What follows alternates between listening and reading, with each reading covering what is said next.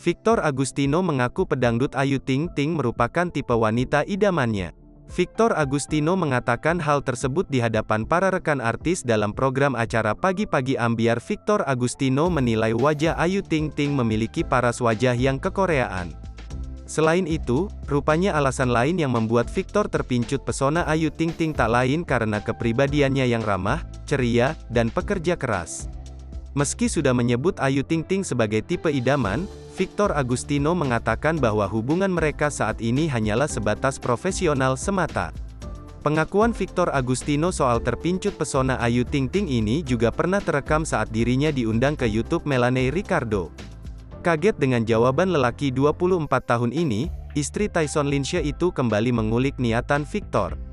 Ia bahkan menanyakan soal kemungkinan menjalin hubungan asmara dengan sang biduan. Mulanya, Victor ragu karena merasa ada banyak hal yang harus dipertimbangkan.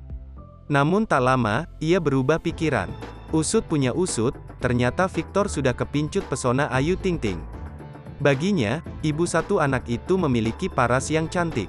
Tak hanya itu, senyumannya juga begitu menarik perhatian Victor. Dirinya bahkan sama sekali tak mempermasalahkan perbedaan usia mereka yang mencapai 5 tahun.